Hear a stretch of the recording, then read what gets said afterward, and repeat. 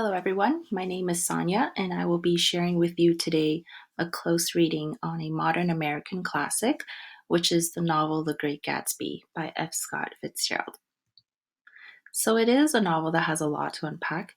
It's a complex text in terms of its writing style and rich literary devices, but it also has meaningful themes and can open up discussions about current social issues. Generally, The Great Gatsby is more suitable for senior English students, so this closed reading has been designed specifically for the grade 12 academic English class. The excerpt that you see on the screen here is found in the first chapter of the novel. Here you have one of the female characters, Daisy, recalling for her cousin Nick the moment her daughter was born.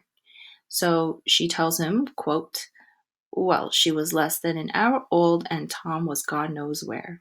I woke up from the ether with an utterly abandoned feeling and asked the nurse if it was a boy or a girl. She told me it was a girl, and so I turned my head away and wept. All right, I said. I'm glad it's a girl, and I hope she'll be a fool. That's the best thing a girl can be in this world, a beautiful little fool." End quote. So the main focus, or the what, of the passage is on the character development of Daisy and what it speaks to in terms of gender roles and gender equity. Daisy's memory of the birth of her daughter is evidently not a positive one. She talks about waking up to, quote, an utterly abandoned feeling, end quote, because her husband Tom was not by her side and she had no idea where he was. This shows the power dynamics in the marriage between Daisy and Tom, where he, as the man, enjoys the freedom and he's able to shrug off any responsibilities that he may have to his wife, while Daisy, being now a mother, is constrained by her gender to rely on Tom, which prevents her from asserting any form of independence. When Daisy finds out that her baby is a girl, her instinctive reaction was to turn her head and weep, clearly upset at the news.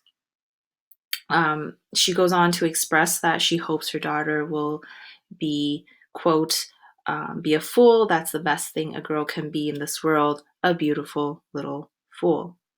The implication in her words is that being a woman in this society is to be at a disadvantage politically, socially, and emotionally. And that for her daughter, or for any woman to be successful in this fictional world, is to rely solely on her physical appearance, while their intelligence serves no purpose or is of no value to the society. So, in terms of character development in this passage, Fitzgerald evokes in the reader a sense of sympathy for Daisy, maybe even a sense of pity, which then actually adds to the complexity of the character because as we continue to read the story, we come to know Daisy as a careless, selfish, and materialistic person. And so we begin to then question, is she deserving of our sympathies, or could this be a result of the limitations on her gender that is imposed by her society? So, before reading the passage, students would have already had prior knowledge of the critical lenses, including the feminist lens, which they will be using for this analysis. We would have also practiced applying the lens to analyze digital texts, but not necessarily on written pieces of work such as the novel. To teach the lesson using this passage, I would focus on using two main approaches to reading, namely critical literacy and balanced literacy. I would begin with identifying the purpose of reading for my students, telling them explicitly that we are going to be examining how the author develops the character in the following passage. Then we would read it together through an interactive reading aloud. Either a strong reader in the class would read it for us, or I would as the teacher if I have a class of weaker readers. After reading the passage, students will have some time to share with a partner or in small groups their initial reactions to the passage before we take it up as a whole class. And then we would begin to do the closed reading of the passage. I would project it so that it's visible to all students, and then using Google Docs or some other annotating software, we would highlight some of the keywords and phrases that the students pick out from the passage. And as they return to the text to locate key information, I would support them to think critically about the passage, asking them guiding questions such as, what character traits would you use to describe Daisy? What are some of the words or phrases in the passage that support your idea? What is Daisy's hope for her daughter, and what does that suggest about being a woman in society in that time period? How do you think that Fitzgerald, being a male author, may have influenced the way he portrayed the female characters in the novel?